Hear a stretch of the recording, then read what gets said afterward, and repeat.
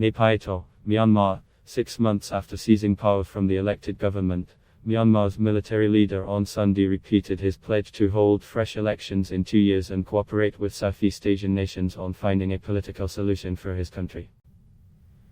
We must create conditions to hold a free and fair multi-party general election, Senior Gen. Min Aung Hlaing said during a recorded televised address. We have to make preparations. I pledge to hold the multi-party general election without fail.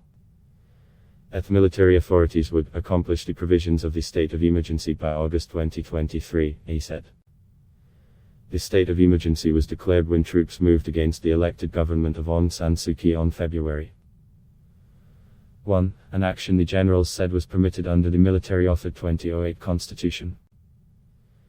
The military claimed her landslide victory in last year's national elections was achieved through massive voter fraud, but it has produced no credible evidence. The military government officially annulled the election results last Tuesday and appointed a new election commission to take charge of the polls.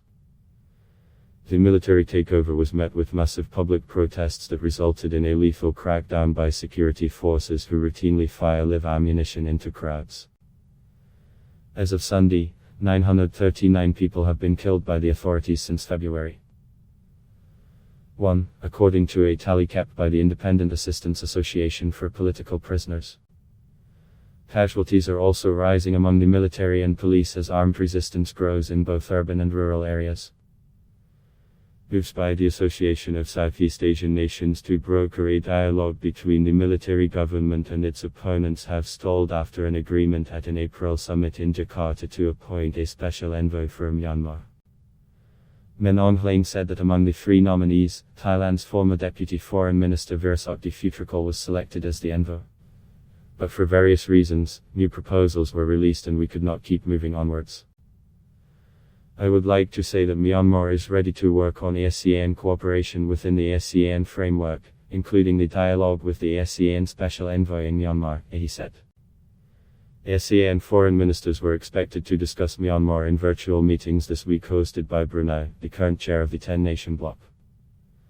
Myanmar is also struggling with its worst COVID-19 outbreak that has overwhelmed its already crippled healthcare system. Limitations on oxygen sales have led to widespread allegations that the military is directing supplies to government supporters and military-run hospitals. At the same time, medical workers have been targeted by authorities after spearheading a civil disobedience movement that urged professionals and civil servants not to cooperate with the government.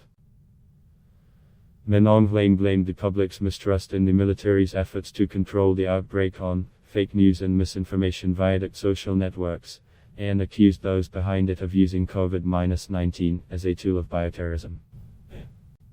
Ad block test. Why?